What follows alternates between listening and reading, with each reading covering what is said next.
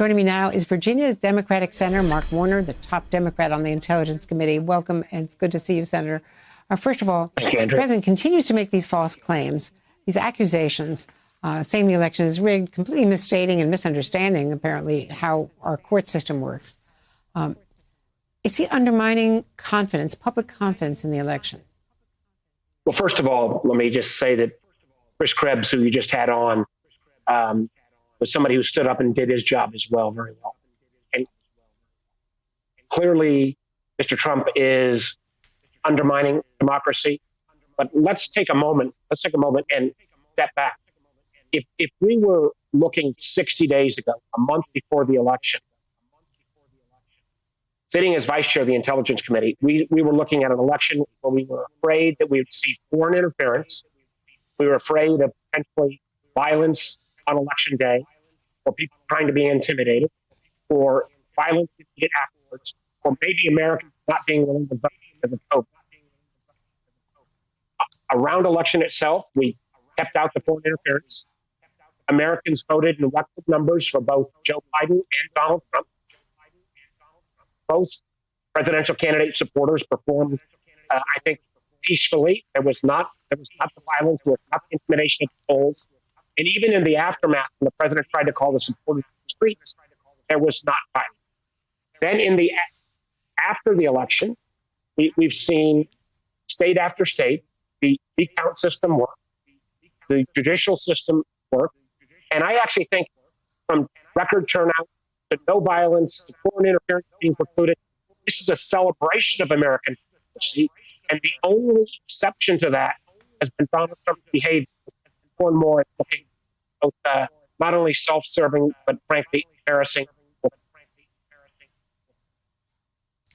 On another subject, let me ask you about Iran and what are your concerns after this assassination of their top scientist? The scientist engaged was clearly the leader of the Iranian nuclear program. And I hope and pray that we do not see any efforts from this administration in the waning days to provoke a conflict with Iran. The Iranian government is obviously, these are folks that they are definitely on the militant side. They are not friends of America. But the idea that Donald Trump might potentially try to provoke a conflict would be outrageous, but nothing is beyond the strain of possibility with this administration. We've seen already him willing to undermine all of our allies in Afghanistan, all of those who fought against terrorism in Afghanistan by arbitrarily drawing down troop levels. So I am worried about them potentially leaving us in a weak spot vis-a-vis Iran. There's also, of course, another crisis facing Joe Biden, and that is COVID relief. We're running out of money. The deadline is December 11th for the government, and COVID relief funding is about to force people to not have their relief on rental, the waivers on rental and mortgage security. All of these things are expiring now. What can be done to try to get some COVID relief? Sources are telling us that there is a bipartisan group of senators and that you are one of the members of this group trying to come up with some kind of breakthrough on the stalemate. Andrea, it would be stupidity on steroids if Congress didn't act before the holiday. The idea that people are going to lose their unemployment benefits at the day after Christmas, or people are going to be pushed out of their apartments January 1st, or that we're not going to give adequate funding for testing or vaccine distribution, it would be the worst self-inflicted harm in recent times. And we need to get back to that notion of where we stepped up in a major way with the CARES package in March. We've now got the second wave. We need to do more, and I do think people of good faith are working together to see if we can get a meaningful package. Both sides are going to have to come. The Democrats aren't going to get what they wanted with a $2 trillion plan.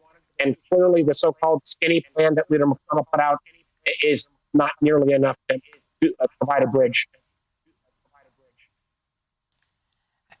And I haven't been able to talk to you since Donald Trump pardoned Mike Flynn. Are you expecting a lot more pardoning, a flurry of pardons from this president, including potentially himself? Andrea, if you can predict what Donald Trump and his coterie of close followers are going to do, you are better than I. But remember, Michael Flynn was somebody who pleaded guilty not once but twice to lying to the FBI, potentially engaging with foreign agents, and it is one more example of Donald Trump's flouting of the rule of law. And God willing, this will soon become a footnote in history. Hey there, I'm Chris Hayes from MSNBC. Thanks for watching MSNBC on YouTube. If you want to keep up to date with the videos we're putting out, you can click subscribe just below me or click over on this list to see lots of other great videos.